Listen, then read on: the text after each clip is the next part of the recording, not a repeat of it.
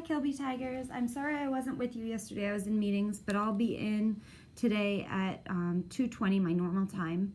Okay, so before I come in, I want you to have gone through this video and done the work that I left for you so we can check it and get right into groups when I get there. Okay, so in this video, we're going to talk about a way to kind of not shortcut, but a different way to show our work for something like 7 times 59. Because I noticed on your work from yesterday that a lot of you were drawing base 10 blocks and they were all over the place because there were so many of them. So I wanted to give you another way that you could show your work for 7 times 59 without having to draw all of the base 10 blocks. Okay, so let's start with, what does this mean? So what does 7 times 59 mean when we're talking about an array? So if we're talking about an array, what would this look like? What would this mean? Okay, well, it would mean 7 rows of 59. Okay, and so hopefully that's what we knew it would mean. So then we could draw a picture as to show what that would look like. And I went ahead and I drew a picture. And I have all my base 10 blocks there. Oops. I know that's kind of hard to get all of it in the picture, but you can kind of picture what it would look like. And I do not want you drawing this, okay? I just want you watching for right now. So I have my 7 rows, 1 row, 2 rows, 3 rows, 4 rows, 5 rows, 6 rows, 7 rows of 59, okay? And now, we had talked about, well, how did we figure out what blocks to use, okay? And you were able to tell me yesterday, or 2 days ago, that this was 50 and this was 9. And where did those numbers come from, okay? Pause the video and think about, where did those numbers come from? Where did 50 come from? Where did 9 come from? Okay, when you're ready to unpause, where did 50, where did 9 come from? Well, we decomposed, meaning we broke apart 59 by its place value. So we knew that 50 came from the 5 tens. So the 5 tens was 50, and that's what this looks like. 1 10, 2 10s, 3 10s, 4 10s, 5 10s. It's 50 tens. And then the 9 came from the rest of 59, the ones. So we have 9 ones, 9 ones. So 50 and 9 make 59. Okay, so we have our tens and our ones, and on Tuesday we were talking about how we can divide that into pieces, and that we can do the tens section and we can do the ones section. Okay, and in order to figure out the total number of blocks, we would multiply our 2 sections and then add them together. So we would do 7 rows of 50 or 7 rows of 5 tens. Okay, which would be 7 times 5 tens, which we know 7 times 5 is 35, but it's 35 tens, which is 350. And then we would do 7 rows of 9 in the ones. Now, let me ask you this. Do you need the blocks to know that this would be 7 rows of 50 or 7 rows of 5 tens? And do you need the blocks to know this is 7 rows of 9?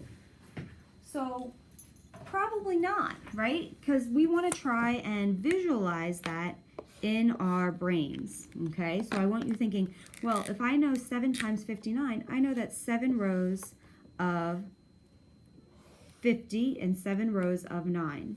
So what we can do, instead of drawing all the pictures, is that if I have a problem that's 7 times 59, I can kind of just picture my blocks. And so I know that this 5 is really representing 50. So rather than drawing all my blocks in there, I'm just going to label where those 50 would be. And I know it's 7, oops, there goes my cap. I know it's 7 rows of that. So I'm going to put my 7 for my rows. And then I know that's all my 10s. So I'm going to draw my line to separate my 10s and my 1s. And I know that my 1s go over here. They're separated from my 10s. So I still have 59, just like I do there and just like I did in this problem. But now I don't need to draw all of those blocks, okay? I can just picture the blocks that are in there, okay? And I can think to myself, okay, sorry guys. I'm trying to get everything in the picture and it's not being very helpful. So I can just imagine those blocks, okay, and visualize them in there. So I know this box would have 7 rows of, what would it have? If it's 7 rows of 50, it would be 7 rows of 50, or 7 rows of 5 10s, because we use the 10s to do 50. And then over here, I would have 7 rows, and this is what we would write down as our work, 7 rows of 9. So what are you visualizing? You can just write down what you are visualizing in the box if you don't want to draw all the base 10 blocks. So here I would say this is 7 times 5 10s, and here I'd say this is 7 times 9. Okay, and that's what I'm visualizing. That's what's in the box without having to draw all of the base 10 blocks. Obviously, you can draw all of the base 10 blocks, but it's not the most efficient way. Okay, so we want to try and start to be visualizing what it looks like without having to draw them. Okay, and then we go, well, this is 35 10s and this is 63. 35 10s, well, that's 350. 63, we're going to add those pieces together to get our total product. So our total product was 413. Okay, we're going to try one more, and I want you to do this one with me because we're not going to actually draw all of the base 10 blocks because that's crazy. Okay, that's so much work that we don't need to do. We're going to do one of the ones from the Nearpod yesterday, which was 76 and 8. Okay, so 76 times 8 or 8 times 76. So you're doing this in your journal with me. And we are not drawing all of the base 10 blocks, but we're just thinking about what the base 10 blocks would look like.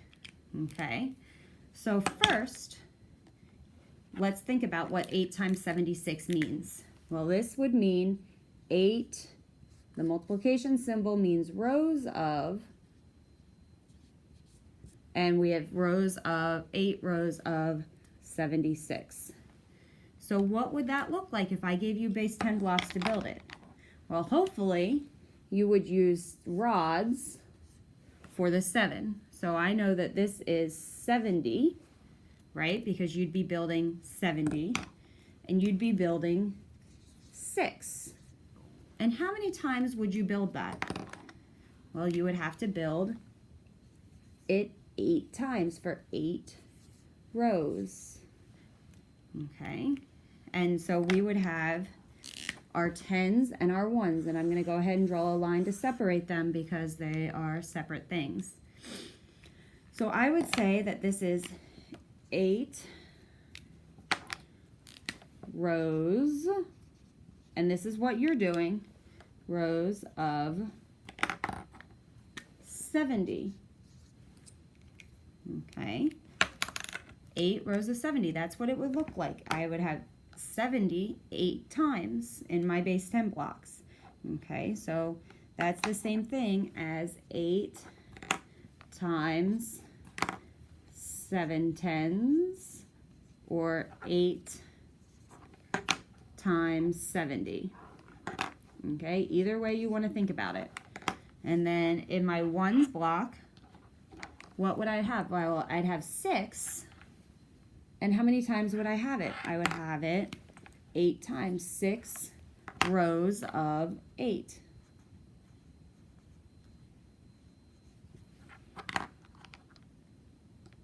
Oh, I'm sorry. Miss Swadley is all wrong.